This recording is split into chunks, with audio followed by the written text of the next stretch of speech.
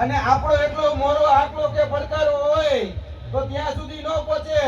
એટલે ખોખારો ખાઈને કહેવાનું છે, જય જોહર, જય જોહર.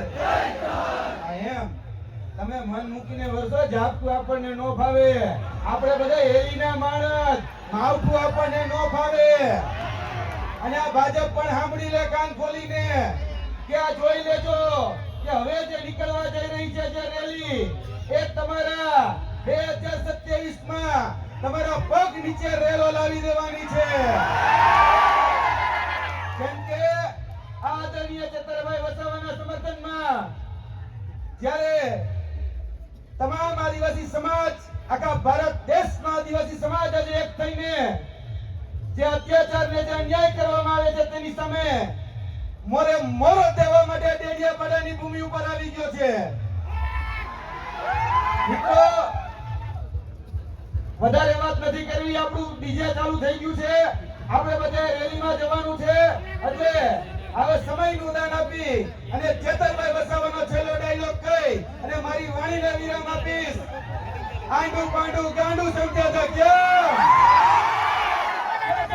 नहीं लौटेंगे. अरे गलत, जब तक तोड़ेंगे नहीं, तब तक छोड़ेंगे नहीं. સાહેબશ્રીનો ખૂબ ખૂબ આભાર. હવે આપણે એક મહત્વની જાહેરાત છે.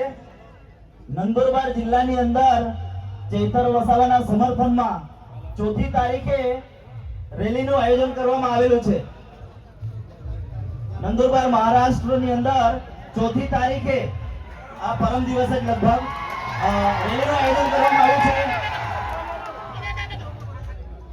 જે પણ વ્યક્તિઓ ત્યાં જઈ શકે છે, પહોંચી શકે છે, આ સ્ટેજ ઉપરથી દરેકને હું આહવાન કરું છું. હવે આપણે સૌએ વિનમ્રતાપૂર્વક રેલીનું આયોજન કર્યું છે, એમાં રેલીમાં જોડાવાનું છે.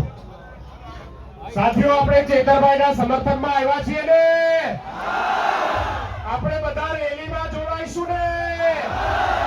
તો વર્ષાબેન આપણી સૌની આગળ ચાલશે, આપણા આગેવાનો આપણી આગળ ચાલશે અને એની પાછળ પાછળ આપણે અહીંથી ચાલીને ભગવાન બિરસા મુંડાના પુતળા સુધી જઈ એમના ફૂલહાર કરી અને ફરીથી લીમડા ચોક જઈને અહીંયા આવવાનું છે.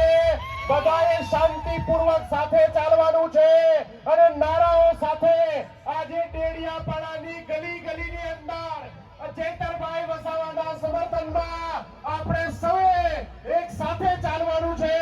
તો સૌને વિનંતી કે આપણા વર્ષાબેન આગળ જાય, એમની પાછળ પાછળ આ સમર્થન યાત્રામાં આપ સૌ જોડાય.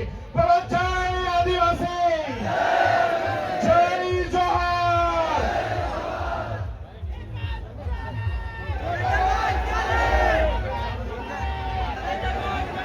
ડીજે વાળાને વિનંતી, તેઓ સ્ટેજ બાજુ આવે. ડીજે વાળાને વિનંતી. અને આપણે સૌએ શાંતિપૂર્ણ, કોઈ પણ પ્રકારની નુકસાનકારક ન થાય એવું વર્તન કરીને આપણે સૌએ રેલીમાં જોડાવાનું છે. આપ સૌ પાસેથી સરકારની અપેક્ષા રાખીએ છીએ.